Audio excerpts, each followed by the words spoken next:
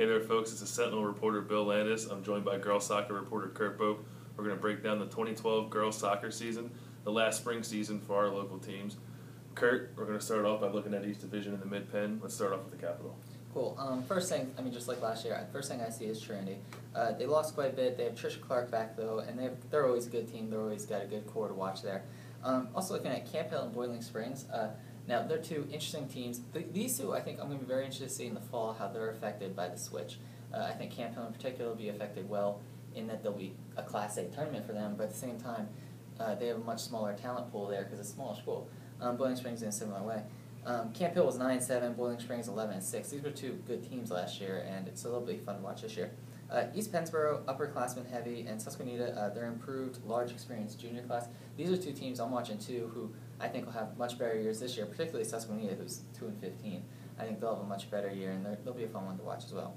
And moving on to the Colonial division. Colonial, again, it's Northern. They have Lauren Berry, Olivia Snare, and Brandy Hoke back. They went 13-4 last year. That's a good core. They're going to be good again. They're going to be, I believe, the team to beat in that division as well. Once again, Gettysburg, I think, is one of their bigger challenges, and so we'll see if they're up to the task. And Keystone? Keystone, that's always a fun one to watch, particularly up at the top. For us, obviously, our team's Mechanicsburg. They're without Jody Zelinski, who was our Sentinel Player of the Year last year, without Allie Matisse, who's now at University of Pittsburgh.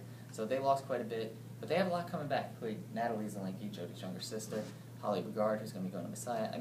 They have a good group coming back. They have a lot of young players. Tony Luigi was telling me that essentially last year it was just kind of like fitting the pieces together. This year it's a little more of molding the pieces to how they want it. So they'll be a fun one to watch. I think they'll be good. Also, it's Tony Luigi's last season. He's been there, I think, 20 years now.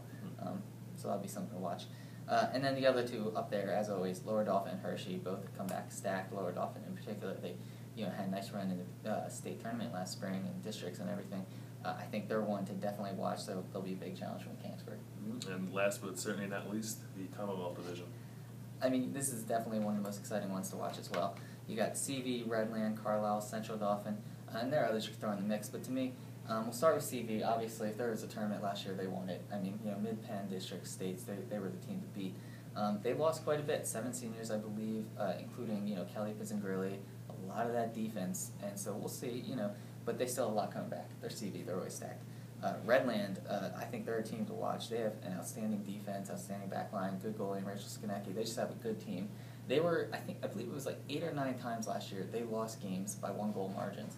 And so if you just flip half those, it's a different season. So they're going to be trying to do that. Carlisle, I was just there today, actually. Unfortunately, they're without Shay Ewell this year, who tore her ACL last week. That definitely hurts the herd, but Greg Clippinger always has his team ready.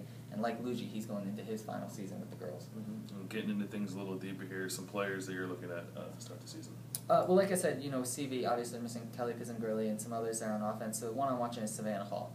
There's a few others that I'm going to be having my eye on at CV, see who steps up. But Hall, in the playoffs, she really impressed me last spring, and she's a junior, and she'll be interesting to watch, see how she develops, if she can pick up maybe some of the scoring slack that's left behind with Pizzangrilli gone and some of the others.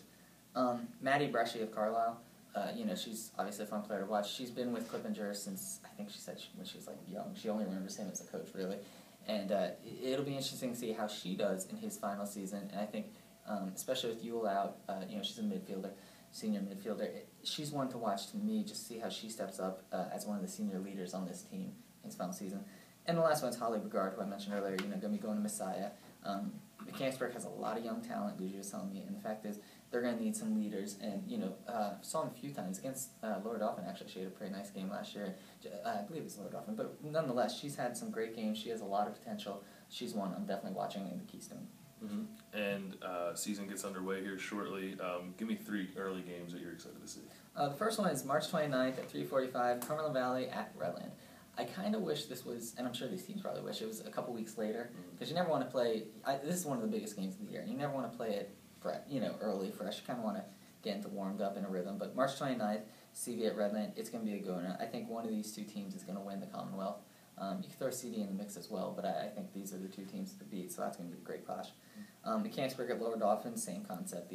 I believe one of these two teams will win the Keystone. Obviously, you can throw Hershey in the mix as well. I saw their game in Mechanicsburg last year, and it was awesome. And these are two great teams, always fun to watch. That's April 5th at 7. And the last one is Boiling Springs Camp Hill, kind of going back to the top.